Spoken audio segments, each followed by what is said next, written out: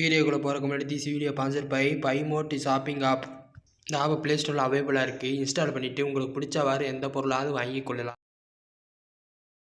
இந்த பிரபஞ்சத்தில் இருக்க தீய சக்திகளை வேறறுத்து தர்மத்தை நிலைநாட்டி தேவர்களையும் மனிதர்களையும் பாதுகாக்கிறதுக்காக சிவபெருமானோட ஆசீர்வாதத்தோட உருவானவங்க தான் பார்வதி தேவியின் அவதாரமான பார்க்கறக்கே ஆக்ரோஷமாக இருக்கும் அதிசக்தி வாய்ந்த காளி தேவி. மண்டையோடுகளாலும் மனித உறுப்புகளாலும் அணிஞ்சிருக்க மாலை, சினம் கொண்ட சிவந்த கண்கள், கோரப்பற்கள், ரத்தம் வடியும் நாக்கு, கைகளில் அரக்கனின் தலை என காளி தேவியோட இந்த அதிபயங்கரமான தோற்றத்துக்கு என்ன காரணம்? அனைத்திற்கும் ஆதி தெய்வமாக விளங்கும் சிவபெருமானையே தன்னோட காலடியில் தள்ளி எதுக்காக காளி தேவி மிதிச்சு கொண்டிருக்காங்க என்பதை பற்றியும், மேலும் காளி தேவி பற்றிய நிறைய சுவாரஸ்யமான மர்மங்களையும் இந்த வீடியோவில் நாம முழுமையாக பார்க்கலாம். அதுக்கு முன்னாடி நம்ம சேனலை சப்ஸ்கிரைப் பண்ணாதவங்க கீழே இருக்கிற சப்ஸ்கிரைப் ஐக்கானை கிளிக் பண்ணி சப்ஸ்கிரைப் பண்ணிக்கோங்க. முன்னொரு காலத்தில் தரிகாசுரன்கிற அரக்கன் பிரம்மாவை நோக்கி கடுமையாக தவம் செய்யறான். அவனோட தவத்தினால மனமகிழ்ந்து போன பிரம்மா அவன் முன்னாடி தோன்றி உனக்கு என்ன வர வேணும்னு கேட்குறாரு.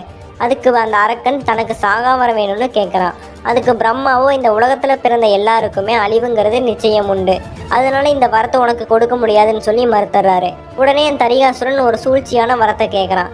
அதாவது பிறந்ததிலிருந்து ஆண்களோட முகத்திலேயே படாத 16 வயது நிரம்பிய இளம்பெண்ணால தான் தனக்கு அழிவு வரணும் அப்படின்னு சொல்லி ஒரு வரம் கேட்குறான். பிரம்மாவும் கேட்ட வரத்தை தட்டாம கொடுத்துட்றாரு. வேண்டிய வரம் கிடைச்ச உடனே கர்வம் கொண்ட தரிகாசுரன் அவனுக்குன்னு ஒரு அரக்க சாம்ராஜ்யத்தை இந்த பிரபஞ்சத்தில் உருவாக்கி மனிதர்களையும் தேவர்களையும் ரொம்பவுமே சித்திரவதை செஞ்சு வந்தான். இந்த உலகத்துல ஆண்களோட கண்களில் படாம எந்த பொண்ணாலையுமே இருக்க முடியாது, அதனால தனக்கு அழிவே கிடையாதுன்னு கர்வம் கொண்டு சிவனை விட தான் தான் சக்தி வாய்ந்தவன், இந்த உலகத்திற்கும் தான் தான் முழு முதற் கடவுள், அதனால தன்னைத்தான் நீங்க வழிபடணும்னு தேவர்களை ரொம்பவுமே கொடுமை செஞ்சு வந்தான். ஒரு கட்டத்துக்கு மேல தரிகாசுரனோட கொடுமைகளை தாங்க முடியாத தேவர்கள் சிவபெருமான் கிட்ட போய் முறையிடுறாங்க. அதுக்கு சிவன் தன்னோட மனைவியான பார்வதி கிட்ட எவராலும் எளிதில் நுழைய முடியாத குறிஞ்சி காட்டுக்குள்ள ஒரு அதிசய பெண் குழந்தையாக பிறந்து ஆண்மகன்களோட கண்களில் படாம 16 வருடங்கள் பிரம்மராட்சசிங்கிற பெண்மணியோட அரவணைப்புல வாழ்ந்து கொண்டிருக்கும்படியும் 16 வருஷம் முடிஞ்சதுக்கு அப்புறமா தானே வந்து திருமணம் செஞ்சு கூட்டிட்டு போறதாகவும் சொல்றாரு. அதுக்கு பார்வதி தேவியும் ஒத்துக்கிட்டு குறிஞ்சி காட்டுக்குள்ள ஒரு அழகிய பெண் குழந்தையாக அவதாரம் எடுத்து வாழ்ந்து வராங்க. 16 வருஷம் முடிஞ்சதுக்கு அப்புறமா சிவபெருமானோட வருகைக்காக காத்திருக்கிறாங்க அந்த அழகிய இளம்பெண் உருவத்தில் அவதாரம் எடுத்திருக்க பார்வதி தேவி. அப்போது சிவபெருமான் தன்னோட திருவிளையாடல ஆரம்பிக்கிறாரு.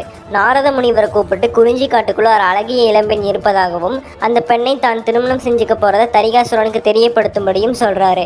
அதன்படியே நாரத முனிவரும் தரிகாசுரன் கிட்ட அந்த பெண்ணோட அழகை வர்ணித்து சொல்லி சிவபெருமான் அந்த பொண்ணை திருமணம் செஞ்சுக்க போறதையும் சொல்றாரு. சிவபெருமான பழிவாங்கணுங்கிற எண்ணத்துல தரிகாசுரன் அந்த இளம்பெண் மேல ஆசை கொண்டு சிவபெருமானுக்கு முன்னாடியே தான் போய் அந்த பொண்ணை கடத்திட்டு வந்து திருமணம் பண்ணிக்கலாம்னு முடிவெடுத்து அந்த குறிஞ்சி காட்டுக்கு போறான். ஆனா அங்க சிவபெருமானோட வருகைக்காக காத்திருந்து சிவன் வராததுனால கடும் கோபத்தோட இருக்கிறாங்க இளம்பெண் உருவத்துல இருக்கிற பார்வதி.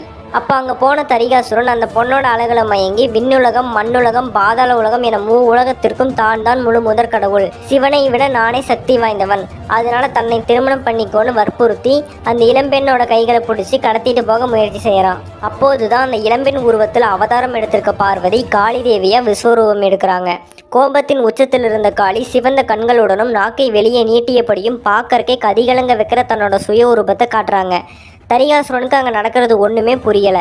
உடனே காளி தேவி தரிகாசுரன் கிட்ட நீ பிரம்மா கிட்ட வாங்கின வரத்தை நினைச்சு பாருன்னு சொல்றாங்க. அப்போது தான் காளி தேவி தன்னை அழிக்கிறதுக்காகவே இந்த உலகத்தில் அவதாரம் எடுத்திருக்காங்கன்னு அவனுக்கு புரியுது. அடுத்த காலமே காளி தன்னோட கையில் ஏந்தி இருக்க திரிசூலத்தால் தரிகாசுரனோட தலையை வெட்டி வதம் செய்கிறாங்க. ஆனால் அவரோட தலையை வெட்டினதுனால வந்த ரத்த துளிகளில் இருந்து ஒவ்வொரு அர்க்கர்களாக உருவெடுக்கிறாங்க. அதனால தரிகாசுரனோட உடலை தன்னோட கூரிய பற்களால் கடிச்சு ரத்தத்தை காளி தேவி முழுவதுமாக குடிச்சிடுறாங்க. தரிகாசுரன்கிற அரக்கனோட ரத்தம் காளி தேவியோட உடல்ல போனதுனால அவனோட அரக்க குணங்கள் எல்லாமே காளி தேவிக்கு வந்துருது. அதனால கோபத்தின் உச்சத்துக்கு போன காளி அவனோட ரத்தத்திலிருந்து உருவான பல்லாயிரக்கணக்கான அரக்கர்களையும் அவனோட அரக்க சாம்ராஜ்யத்தையும் ஒரே ஒரு பெண்ணாக நின்று போரிட்டு கொண்டு குவிக்கிறாங்க. இதனால பூமி முழுவதுமே இருள் சூழ்ந்து ரத்த வாடையுடன் கதிகலங்கி போக பூமாதேவியும் தோன்றி காளி தேவியோட கோபத்தை தணிக்க முயற்சி செஞ்சு வேண்டி வணங்குறாங்க. அப்போது விஷ்ணு பகவான், பிரம்மானி எல்லா கடவுள்களும் அங்கே தோன்றி காளி தேவியோட கோபத்தினால ஏற்படுற விளைவுகளை தடுத்து நிறுத்த முயற்சி செய்கிறாங்க. ஆனால் அவங்க யாருனாலையுமே முடியலை. இறுதியா சிவபெருமான் கிட்ட போய் காளி தேவியோட கோபத்தின் மூலமா ஏற்படுற விளைவுகளை சொல்லி கூட்டிட்டு வராங்க.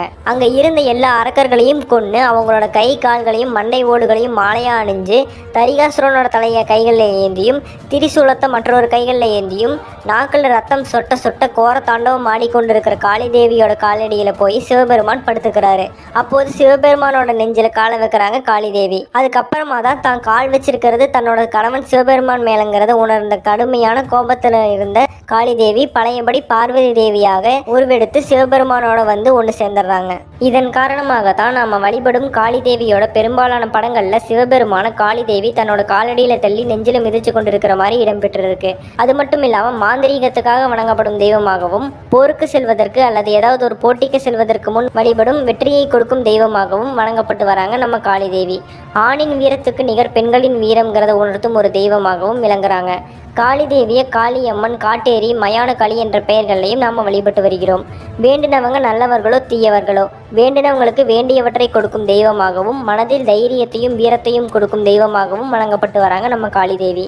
சிவபெருமான் தன் மனைவியான காளி தேவியோட காலடியில் விழுந்து கிடக்கும் காட்சியானது ஆணும் பெண்ணும் சமம் என்பதை உணர்த்துகிறது. அதன் காரணமாகத்தான் சிவனும் பார்வதியும் ஒன்று சேர்ந்த வடிவமான அர்த்தநாரீஸ்வரர் வடிவம் உருவானது.